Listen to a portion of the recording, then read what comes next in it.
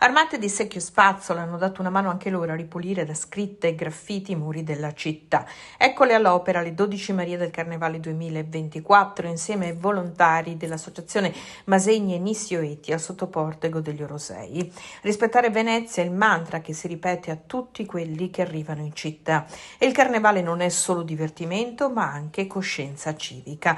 Il prologo di una domenica che ha visto arrivare in città migliaia di persone che però si sono sparpagliate tra campi e campielli grazie alla formula del carnevale diffuso, con molti pendolari che hanno preferito però assistere agli spettacoli o alle sfilate di carri organizzati in terraferma. E quando scende la sera le calli si svuotano e si riempiono i palazzi per le feste in maschera.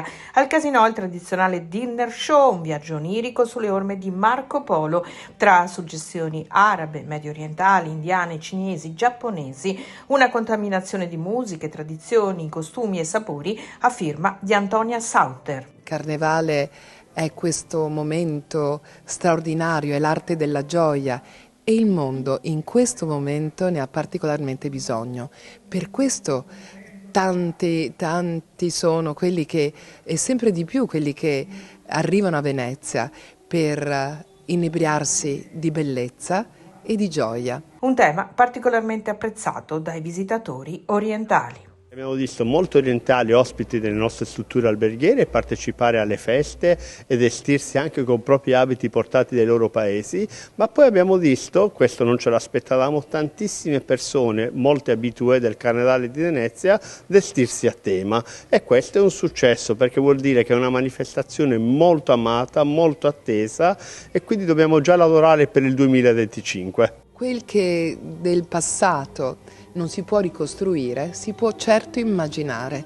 Molte sono le informazioni sicuramente del viaggio di Marco Polo, ma a me è piaciuto immaginarlo e quindi è un percorso onirico, un po' di ricordi d'infanzia, di quello che io nel corso della mia vita, senza mai essere stata in Oriente salvo un piccolo viaggio, ma sono riuscita ad immaginare. Il Carnevale deve essere necessariamente un viaggio onirico e questa è un po' la cifra del Carnevale. Certamente, è un trionfo di sogni, è un momento in cui l'immaginazione si libera e ovviamente